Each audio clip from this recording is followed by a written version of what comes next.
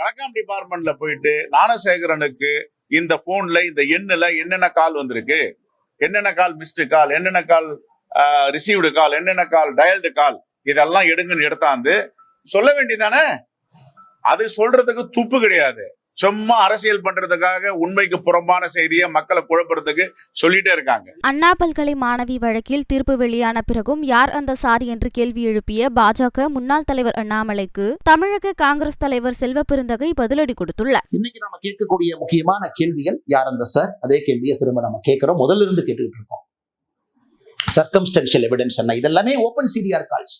இந்த சிடிஆர் எல்லாம் பாத்தீங்கன்னா 3 செகண்ட் பேசுறாங்க, அண்ணே வாட்ஸ்அப்ல வாங்க. வாட்ஸ்அப் நம்ம கிட்ட இல்ல, அது காவல்துறை இருக்கு. ஐபிடிஆர் தனியா ஒண்ணு போட்டு அவங்க எடுப்பாங்க. சோ வாட்ஸ்அப்ல என்ன பேசுறாங்க தெரியாது. நான் சொல்வதெல்லாம் நேரடியாக தொலைபேசியில ஓபன் டாக் பேசி இருக்கக்கூடிய கால். ஐபிடிஆர் அக்சஸ் நம்ம கிட்ட இல்லைங்க, அது காவல்துறை இருக்கும். சோ யார் இன்டர்நெட் போன் கால் பண்ணது, சாதாரணமாவே நம்மளே வாட்ஸ்அப்ல தானே பேசுறோம். சோ எத்தனையோ கால் இதுல பாத்தீங்கன்னா 3 செகண்ட் 4 செகண்ட் பேசின கால், என்ன அண்ணே வணக்கண்ணே கொஞ்சம் வாட்ஸ்அப்ல வாங்க. கோட்டூர் சண்முகம் விசாரிக்கப்பட வேண்டிய நபர். தமிழகத்தினுடைய சுகாதாரத்துறை அமைச்சர் மா சுப்பிரமணியம் விசாரிக்கப்பட வேண்டிய நபர். அந்த தெளிவை முதலமைச்சர் சொல்லாம எதுக்கு நாடகம் போடுறார்? முதலமைச்சராக ஒரு பக்கம், திராவிட முன்னேற்ற கழகத்தினுடைய தலைவராக இன்னொரு பக்கம் இருக்குல்ல. முதலமைச்சருக்கு 2 பொறுப்புகள், 2 பதவிகள் இருக்கு. கட்சி இன்வால்வ் ஆயிருக்கு, முதல்ல இருந்து இன்வால்வ் ஆயிருக்கு, காவல்துறை அதிகாரிகள் இன்வால்வ் ஆயிருக்கிறாங்க. இவ்வளவு விஷயங்கள் நடந்திருக்கு, இவ்வளவு தொலைபேசி அழைப்புகள். நீங்க கேட்கலாம், இல்ல அண்ணாமலை என்ன நீங்க சும்மா சொல்றீங்க. சரி, கோட்டூர் சண்முகம் அவர்களும் மா சுப்பிரமணியம் அவங்களும் டெய்லி பேசிக்கிறாங்களா? டெய்லி பேசிக்கிறாங்கன்னா, நான் சொன்ன 24ஆம் தேதியை 2 முறை பேசிக்கிட்டாங்க. அதன் பிறகு 6 நாட்கள் அவங்க பேசிக் கொள்ளவே இல்லை. இவங்க டெய்லி பேசுற ஆட்கள் கிடையாது. 24ஆம் தேதி பேசிய பிறகு இவங்க திரும்ப பேசினாங்களான்னு ரெக்கார்ட் எடுத்து பாத்தீங்கன்னா 6 நாட்கள் இவங்க பேசல. அதனால் 24ஆம் தேதி பல விஷயங்கள் நடந்திருக்கிறது. அங்கதான் யார் அந்த சார் ஒளிஞ்சிருக்கிறார். அதனால் இது தொடரும். இன்னைக்கு நான் ஏற்கனவே சொன்ன, எதற்கும் பயப்பட போவது கிடையாது. ஒரு விஷயத்தை நான் சொன்னேன், அதனை கையில எடுத்திருக்கேன், உடும்பு புடியாக பிடித்து கடைசி வரை போக போறேன். நான் சாட்டையால் அடித்துக் கொண்டது அண்ணா பல்கலைக்கழக மாணவியினுடைய சகோதரனாக.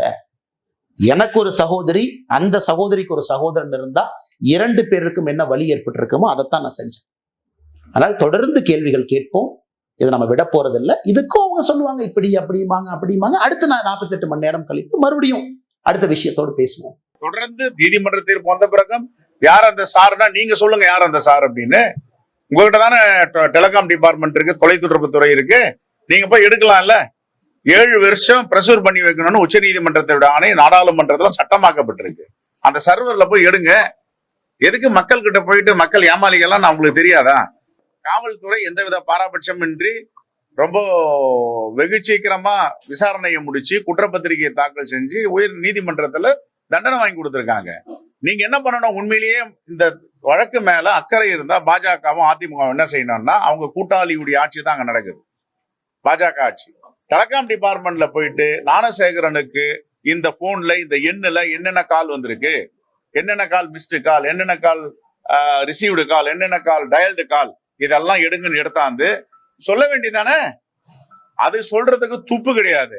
சும்மா அரசியல் பண்றதுக்காக உண்மைக்கு புறம்பான செய்தியை மக்களை குழப்பறதுக்கு சொல்லிட்டே இருக்காங்க.